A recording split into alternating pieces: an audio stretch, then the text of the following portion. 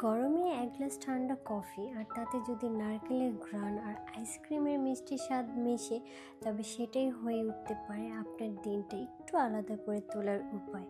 আজকের রেসিপি নারকেল coffee ice cream দিয়ে, সহজ, ঝটপট আর একেবারে রেস্টুরেন্ট স্টাইলে।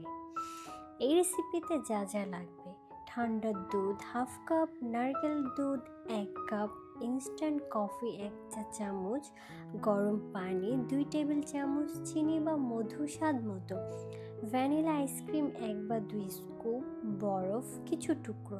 চাইলে নারকেল চিপস বা কুচি সাজানোর জন্য ব্যবহার করতে পারেন। আপনার হাতের কাছে যদি নারকেল দুধ না থাকে, তাহলে ঘন নারকেলের পানি বা নারকেলের মোলা ব্যবহার করতে পারেন।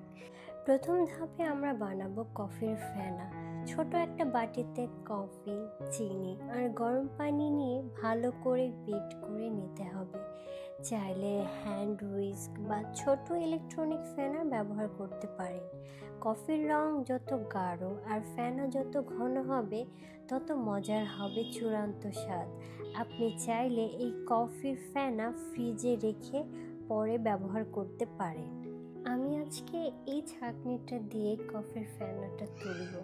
এটা অনেক ট্রেন্ড দেখেছি যে এইভাবে কফির ফেনা তুলে, তো আমি আজকে একটু ট্রাই করে দেখছি যে কতটা কার্যকরী হচ্ছে। ফেনা আসলে একটু দেখা যাচ্ছে ফেনা হচ্ছে, এই তো এখন পুরোপুরি ক্রিমি টাইপের ফেনা হয়ে গেছে।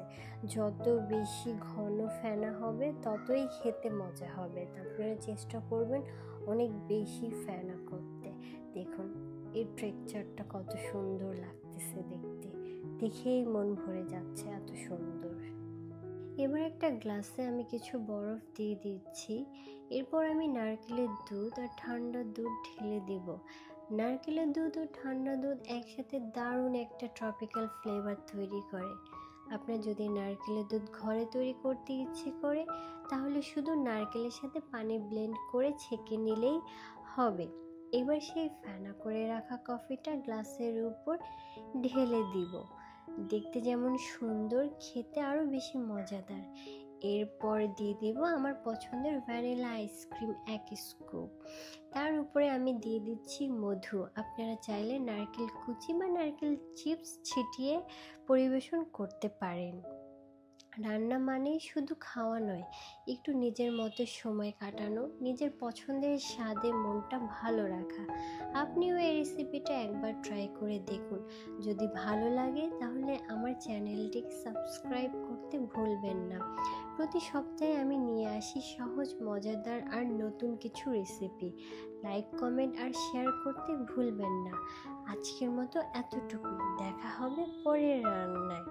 আপনাদের জন্য শুভকামনা রইল। আমার জন্য দোয়া করবেন। আপনাদের মঙ্গল হোক সবকিছু। আল্লাহ হাফেজ।